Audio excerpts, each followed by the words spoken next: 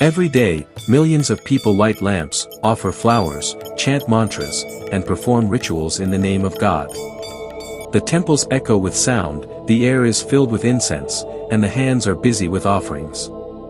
But in the middle of all this, one question rises: does God really want all this? If God is the creator of the universe, owner of everything, does he need your fruit, your money, your lamp? Or is he waiting for something else? Something invisible, yet far more powerful. The scriptures, the saints, and even God himself have given the answer again and again: rituals may please society. But only devotion touches the divine. I see people offering coconuts, lighting lamps, chanting mantras, ringing bells, and decorating idols with flowers. This is called puja.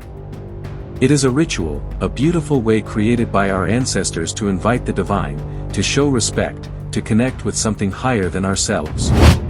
Puja is like a language of symbols: a flame to represent purity, a flower to represent beauty, water to represent life, food to represent gratitude. All of this is meaningful. But here's the truth: puja by itself is like knocking on a door without waiting for the person to open. The sound may be heard, but the meeting never happens. Because many times, our puja is mechanical. We do it because our parents told us to, because tradition demands it, or because we fear bad luck if we don't. If I skip the lamp today, will God be angry? If I don't break a coconut, will my wish fail? These thoughts make puja into a transaction, almost like a business deal with the divine. But is fear devotion? Is routine love? Think about it. If I give you flowers every day, but my mind is elsewhere, would it touch your heart? No. Love cannot be mechanical. A ritual without feeling is like an empty shell. Then why would God, who knows our hearts, be any different? Now let us turn to Bhakti. Bhakti is not ritual. Bhakti is not fear. Bhakti is not bribery. Bhakti is love, a deep, burning love that forgets everything else. It is not about the outer performance, but the inner surrender. When Mira sang for Krishna, she did not need a temple, a priest, or wealth. Her tears were her offerings. Her voice was her lamp. Her heart was the temple. And Krishna was drawn to her songs, because they were soaked in love. That is Bhakti. When Kanaka Dasa was denied entry into the Udupi Krishna temple because of his caste, he did not protest, he did not curse, he did not fight. He sat outside and sang with love. And what happened? The idol of Krishna itself turned around, to face him. That is Bhakti. And when Sabari in the Ramayana, an old woman living in the forest, offered half-eaten fruits to Lord Rama, he did not reject them as impure. He accepted them with a smile, because they were filled with her love. That is Bhakti. Bhakti is when the heart burns with longing so deep, that even silence becomes prayer.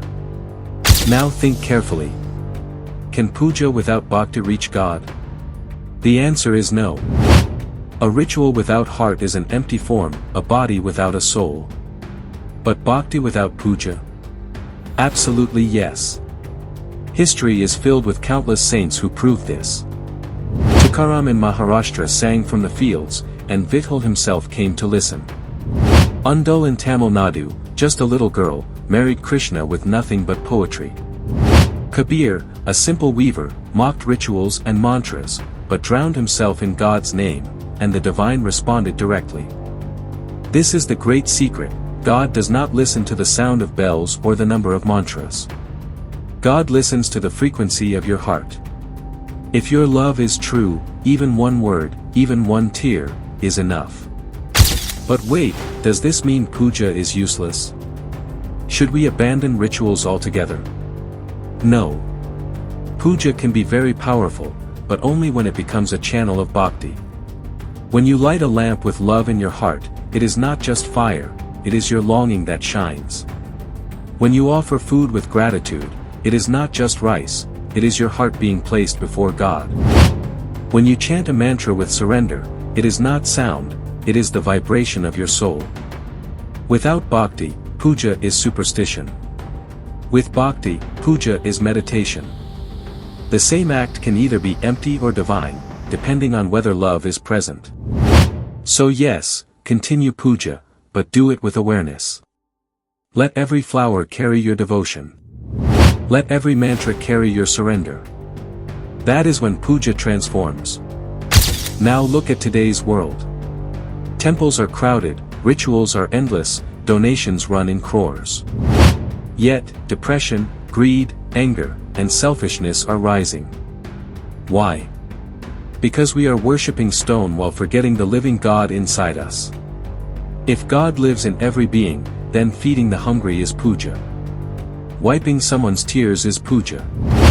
Smiling at a stranger with love is puja. Forgiving someone who hurt you is puja. Isn't that greater than breaking 108 coconuts at a temple? Sometimes I ask myself, if Krishna returned today, where would he go? To the grand temple halls filled with rituals? Or to the small hut where a mother prays for her child with tears in her eyes? I know my answer. And I also ask, if Rama came today, would he stand in long lines to receive garlands and chants? Or would he quietly walk to the roadside, where an old beggar whispers his name with a trembling voice? I know my answer again. History itself testifies to this truth. Take Mirabai from Rajasthan. She left behind palaces, wealth, and rituals. She sang for Krishna with longing that consumed her entire being. Legends say that when she was given poison, Krishna turned it into nectar, because love cannot be destroyed. That is the power of bhakti. Or look at Purandaradasa from Karnataka. Once a greedy merchant obsessed with money, he transformed into a saint through the spark of bhakti. His songs are still sung today in Carnatic music, not because of their art alone, but because of the love that flows through them. Then there is Chaitanya Mahaprabhu of Bengal. He was so lost in chanting the name of Krishna that he would faint in ecstasy. People who saw him were transformed, thousands joined him, and his movement spread far and wide. No grand puja, no temple wealth, only bhakti. And of course, Sai Baba of Shirdi. He never performed traditional pujas, he never demanded rituals. But his love, his compassion, his bhakti, drew millions, and even today, people feel his presence. All these lives prove one thing, puja may invite God, but bhakti compels him to stay. So as a seeker, what do I say? Do puja if your heart calls for it, but never let it become mechanical. Don't do it out of fear. Don't do it as a transaction. Do it with love. Because if your love is real, even silence becomes puja. Even a tear becomes an offering. Bhakti is fire, puja is the lamp. Without fire, the lamp is useless. But when the fire of love burns, even the smallest lamp becomes a sun. So I leave you with this question, next time you stand before God, will you just perform a ritual? Or will you dare to love? Because in the end, God does not count the number of your pujas. He listens only to the depth of your bhakti.